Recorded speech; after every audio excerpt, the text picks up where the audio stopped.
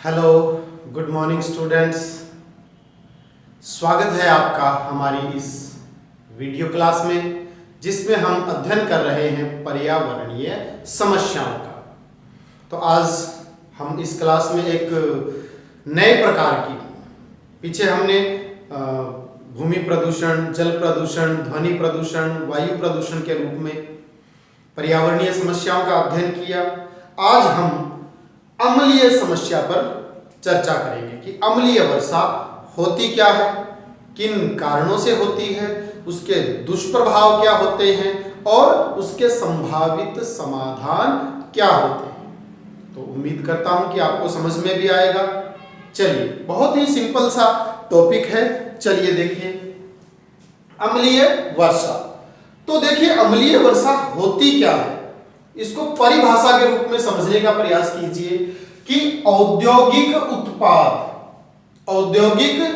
उत्पादन क्रियाओं से निकलने वाले, जो औद्योगिक क्रियाएं हैं उनसे निकलने वाले sulphur dioxide, carbon dioxide, sulphur dioxide और नाइट्रिक ऑक्साइड।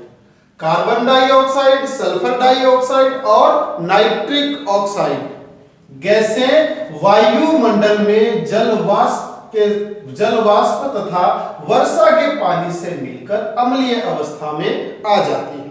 जब औद्योगिक उत्पादों से कार्बन डाइऑक्साइड निकलती है, सल्फर डाइऑक्साइड निकलती है, नाइट्रिक ऑक्साइड निकलती है, और जब निकलकर ये वातावरण में, वायुमंडल में आती है, तो ये वायुमंडल में उपस्थित जलवाष्प के साथ मिल जाती है और वर्षा के जल के साथ मिल जाती है। तो इस प्रकार जब ये जल के साथ मिलती है तो एक रासायनिक अभिक्रिया करती है और उसे कहा जाता है अम्लीय अवस्था। अब ये अम्लीय अवस्था जब आर्द्रता प्राप्त करके वर्षा के रूप में धरातल पर आती है तो उसे कह दिया जाता है अम्लीय वर्षा।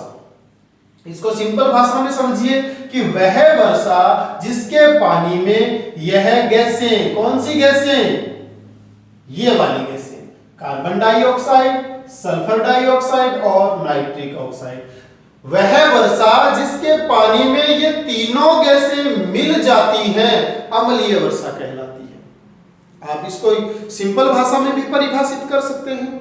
और समझने के लिए, औद्योगिक उत्पादन क्रियाओं में जब CO2, SO2 और NO2 गैसें वायुमंडल में जलवाष्प तथा वर्षा के पानी से मिलकर अम्लीय अवस्था में आ जाती हैं और अम्लीय अवस्था से धरातल पर वर्षा के साथ आ जाती हैं, तो उसे कहा जाता है अम्लीय वर्षा।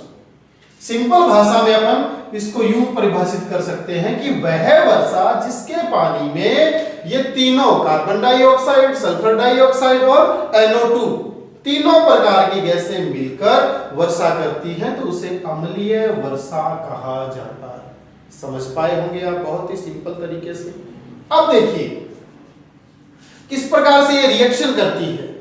तो ये देखिए, मैंने इसको समझाने का प्रयास किया है। सल्फर डाइऑक्साइड H2O, आपने बिल्कुल 9वीं क्लास में, 10वीं क्लास में इन चीजों को बहुत अच्छे से समझा होगा कि देखिए, सल्फर डाइऑक्साइड H2O पानी के साथ मिलती है तो H2SO4 सल्फ्यूरिक अम्ल बनाती है, सल्फ्यूरिक एसिड बनाती है।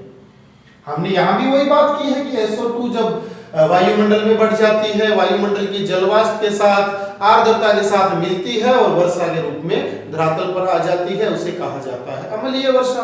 तो ये देखिए, पानी, ये SO2, ये पानी, पानी और दोनों मिलकर क्या बन गया, सल्फ्यूरिक अम्ल। आगे देखिए, NO2 नाइट्रिक ऑक्साइड और H2O जल क्या बन गया, HNO3 नाइट्रिक अम्ल। नाइट्रिक अम्ल, सल्फ्यूरिक अम्ल और नाइट्रिक अम्ल। अब ये जो सल्फ्यूरिक अम्ल है, वातावरण में 60 से 90% जो अम्लता होती है वो सल्फ्यूरिक अम्ल के कारण होती है। 60 से 90% अम्लता किसके कारण होती है, सल्फ्यूरिक अम्ल के कारण। और जो नाइट्रिक अम्ल है, इससे 30 से 40% अम्लता नाइट्रिक अम्ल के कारण होती है। तो इन तीनों गैसों, ये तीनों गैस वर्षा के जिस पानी में मिली हुई होती है उसे कहा जाता है अम्लीय वर्षा। आप समझ पाए होंगे। अब जो ये अम्लीय वर्षा है इसका पीएच मान कम हो जाता है। देखिए यहां समझने का प्रयास कीजिए।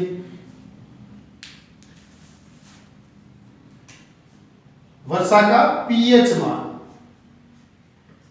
अम्लीय वर्षा का कितना हो जाता है, 5 से लेकर 2.5। कितना हो जाता है? पीएच का मतलब होता है पोटेंशियल ऑफ हाइड्रोजन, यानी हाइड्रोजन की सामर्थ्य, हाइड्रोजन की क्षमता, पावर जो है वो पीएच मान कहलाती है। और पीएच मान अम्लीय वर्षा का 5 से 2.5 होता है। अब देखिए, आप समझने के लिए जो पीएच मान है उसका जो उदासीन मान कहें या यूं कहें तटस्थ मान, वो होता है 7। समझ पा रहे हैं? 7। अब इस 7 से जैसे जैसे मान नीचे आएगा अम्लीयता, जैसे जैसे ऊपर जाएगा क्षारीयता।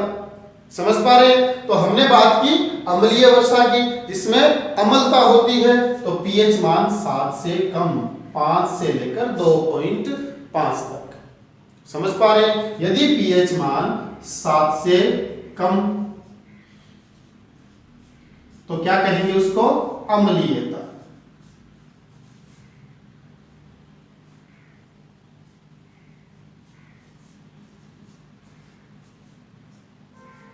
क्या कहेंगे?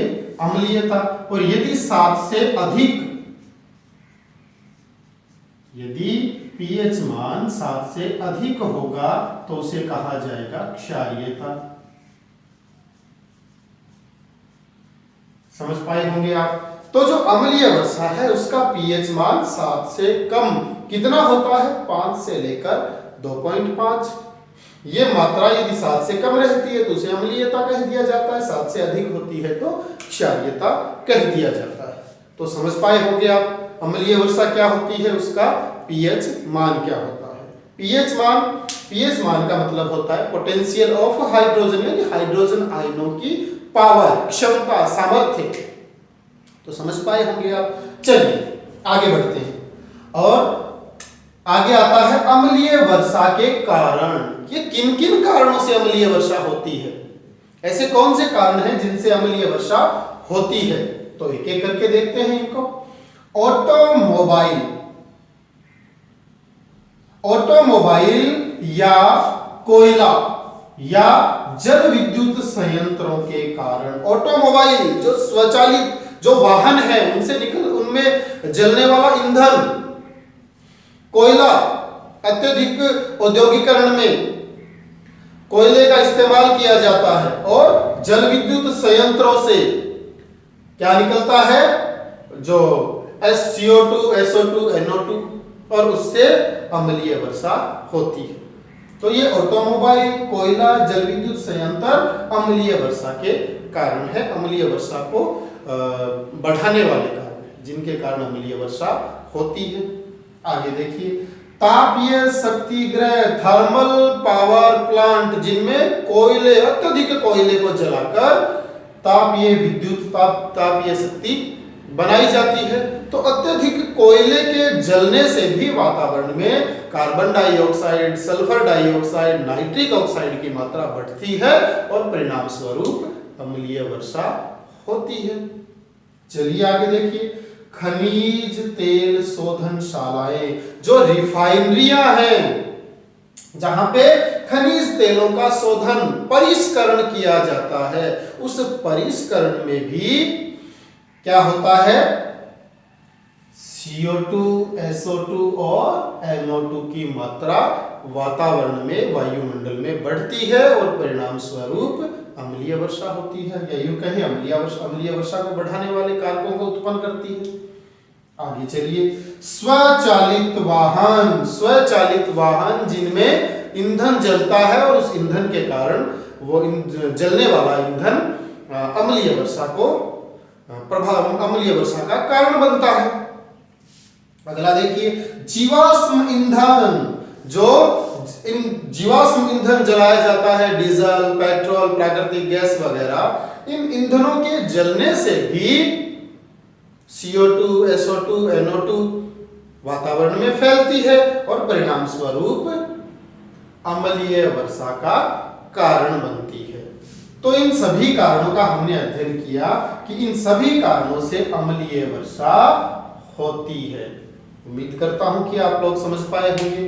आपने अम्लीय वर्षा का मीनिंग समझ लिया, उसका भावार्थ क्या है, एक परिभाषा रूप में आपने समझ लिया, उसकी रासायनिक क्रिया समझ ली कि किस प्रकार से सल्फ्यूरिक अम्ल बनता है, नाइट्रिक अम्ल बनता है, उसका पीएच मान समझ लिया और अम्लीय वर्षा के कारण समझ लिए। अब हम बात करते हैं अम्लीय वर्षा के प्रभाव। अम्लीय वर्षा के क्या क्या प्रभाव होते हैं, तो चलिए शुरू करते हैं। एक एक करके हम लोग अम्लीय वर्षा के प्रभाव पढ़ते हैं। पहला प्रभाव देखिए, अम्लीय वर्षा का प्रभाव। अम्लीय वर्षा का प्रभाव स्थान विशेष या SO2 NO2 उगलने वाले औद्योगिक व परिवहन स्रोतों तक ही सीमित नहीं रहता है। यह वायु के वेग के साथ हजारों किलोमीटर तक बह जाते हैं और आर्द्रता पाकर अम्लीय वर्षा कर देते हैं। अब जो वातावरण में sulphur dioxide, nitric oxide, carbon dioxide फैलाने वाले जो क्षेत्र हैं, जहां औद्योगिकरण अधिक है, जहां परिवहन के साधनों का उपयोग अधिक होता है, तो ये जो अम्लीय वर्षा का प्रभाव है ये सिर्फ उसी क्षेत्र तक सीमित नहीं रहता। यह हवा के वेग के साथ मिलकर हजारों किलोमीटर दूर तक भी चला जाता है और जैसे ही वातावरण में इसको आर्द्रता मिलती है वहीं पर अम्लीय वर्षा हो जाती है।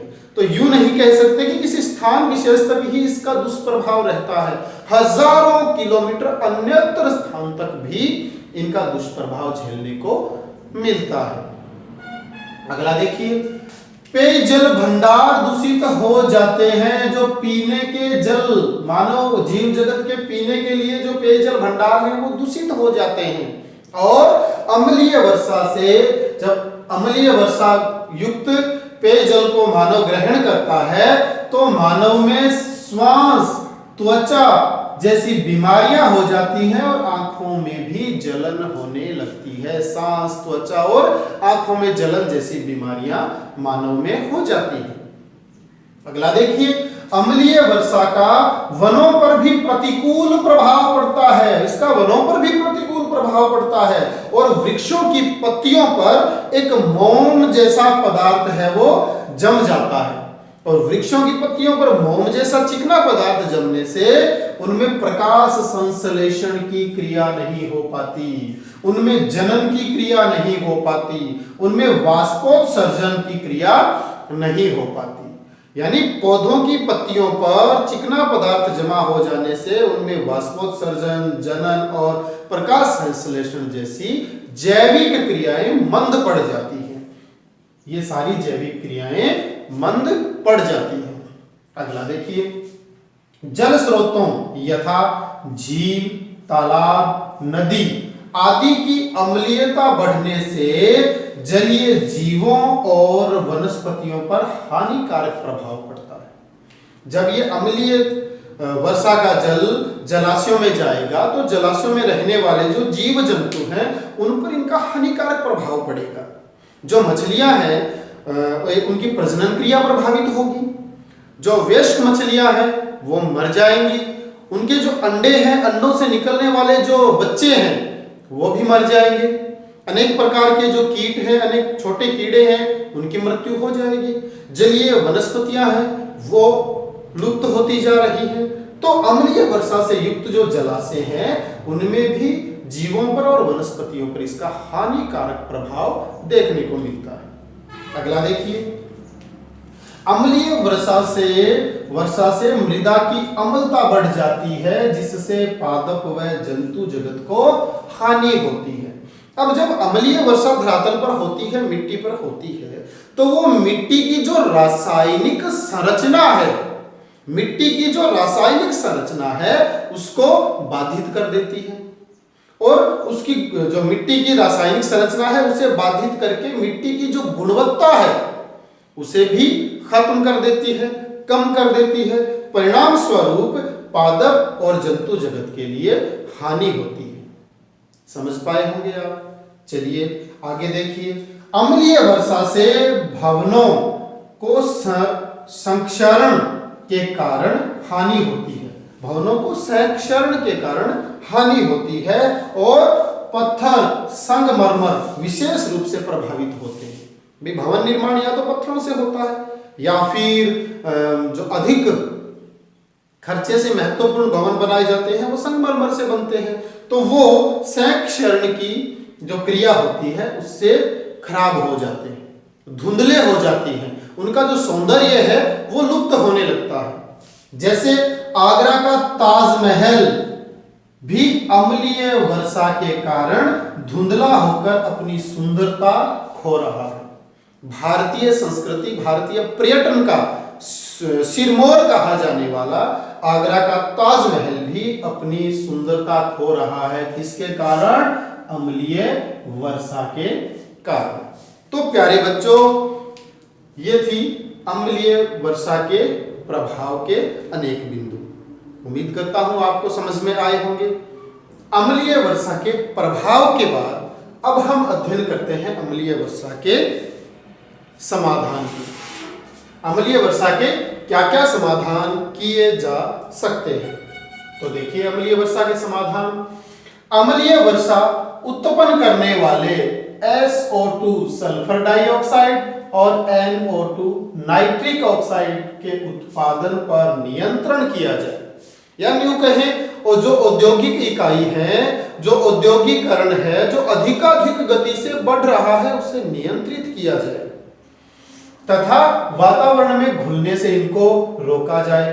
अतः उद्योगों में स्क्रैबर्स का उपयोग किया जाए तथा फिल्टर टैंक और कोलाइडल टैंक का इस्तेमाल किया जाए। बैक फिल्टर और कोलाइडल टैंक का इस्तेमाल किया जाए। कहने का तात्पर्य ये है कि औद्योगिक इकाइयों में, परिवहन साधनों में या ईंधन के इस्तेमाल में ऐसी तकनीक का इस्तेमाल किया जाए, या यूं कहें इनके इस्तेमाल में इस प्रकार से नियंत्रित तरीके से इस्तेमाल किया जाए ताकि वातावरण में कम से कम carbon dioxide, sulphur dioxide, nitric oxide कम से कम वातावरण में पहुंचे, ताकि अम्लता कम हो और अम्लीय वर्षा पर नियंत्रण किया जा सके। आगे देखिए, सौर ऊर्जा तथा पवन ऊर्जा के प्रयोग को बढ़ावा दिया जाए। अम्लीय वर्षा का 100% यदि समाधान है तो वो है सौर ऊर्जा और पवन ऊर्जा। यदि पवन ऊर्जा और सौर ऊर्जा को इस्तेमाल किया जाएगा तो अम्लीय वर्षा का 100% समाधान कर लिया जाएगा। तो अम्लीय वर्षा से बचने के लिए, समाधान के लिए सौर ऊर्जा और पवन ऊर्जा बहुत ही शानदार, बहुत ही सुंदर विकल्प है। समझ पाए होंगे आप? आगे देखिए, व्यक्तिगत वाहनों का प्रयोग कम से कम किया जाए। जो पर्सनल व्हीकल्स हैं, जो निजी वाहन हैं, उनका इस्तेमाल कम से कम किया जाए और जो सार्वजनिक साधन है, वाहन है, उनका इस्तेमाल अधिकाधिक किया जाए।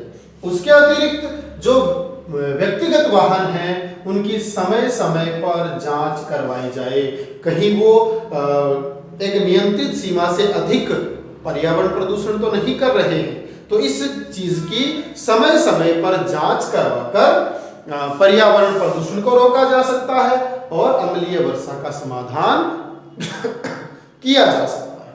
अगला देखिए, जल स्रोतों, जहां पर पानी की अम्लीयता बढ़ गई है, ऐसे जल स्रोत जहां अम्लीय वर्षा के कारण जल स्रोतों की अम्लीयता बढ़ गई है, वहां पे क्या किया जाए? वहां पर पानी में क्या डाला जाए?